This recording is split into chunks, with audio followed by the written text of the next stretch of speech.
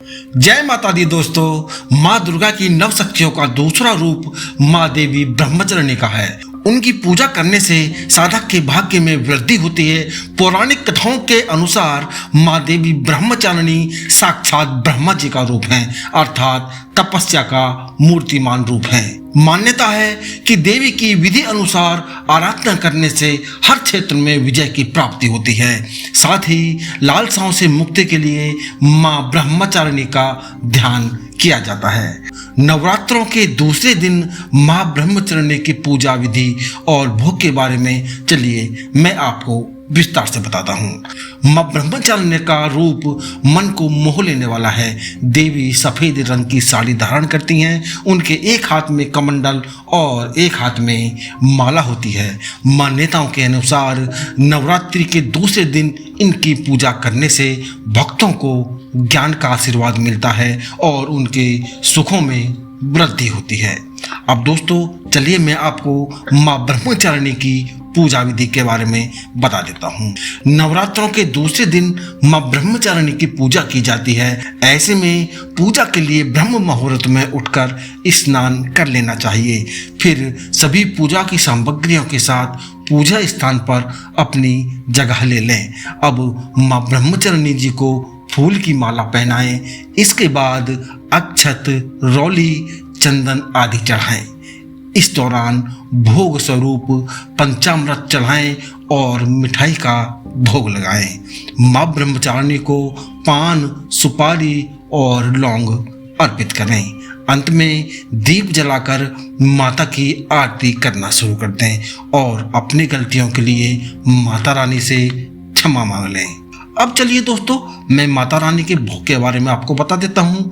मान्यताओं के अनुसार माँ ब्रह्मचारिणी को प्रसन्न करने के लिए गुड़ या चीनी से बनी मिठाई का भोग लगाना चाहिए। इससे देवी की कृपा बनी रहती है। यदि आपके घर में मिठाई नहीं है तो आप चीनी या गुड़ का भोग भी माता रानी को अर्पित कर सकते हैं। माँ ब्रह्मचारिणी की पूजा के उपरांत माता रानी की कथा सुनना भी बहुत पुण्यकारी माना जाता है।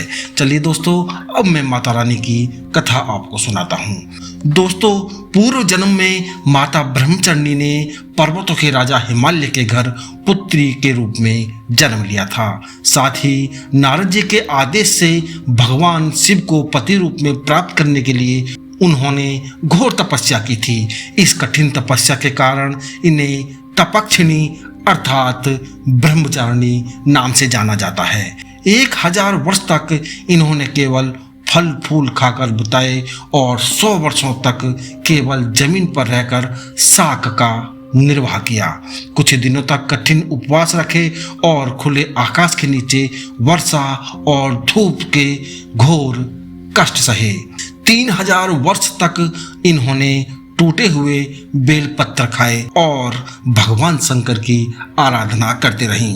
इसके बाद तो उन्होंने सूखे बेलपत्र खाना भी छोड़ दिए। कई हजार वर्षों तक निर्जल और निराहार रहकर तपस्या करते रहीं। पत्तों को खाना छोड़ देने के कारण इनका नाम अपर्णा पड़ गया था। कठिन तपस्या के कारण देवी का शरीर एकदम क्षीण हो गया। देवता, ऋषि, सिद्धगण, मुनि सभी ने ब्रह्मचारिणी की तपस्या को अभूतपूर्व पुण्य कृत्य बताया, सराहना की और कहा, हे देवी, आज तक किसी ने इस तरह की कठोर तपस्या नहीं की है। यह केवल आप ही संभव कर सकती थी। आपकी मनोकामना परिपूर्ण होगी और भगवान चंद्रमौली शिव जी तुम्हें पति रूप में अवश्य प्राप्त होंगे। अब तपस्या छोड़कर घर लौट जाओ। जल्द ही आपके पिता आपको लेने आ रहे हैं। दोस्तों माँ की कथा का सार यह है कि जीवन के कठिन संघर्षों में भी मन विचलित नहीं करना चाहिए। माँ ब्रह्मचारिणी देवी की कृपा से सर्व सिद्धि प्राप्त होती है।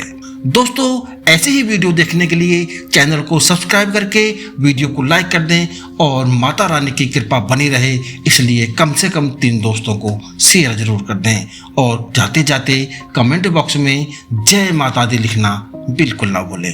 तो चलिए दोस्तों, जय माता दी।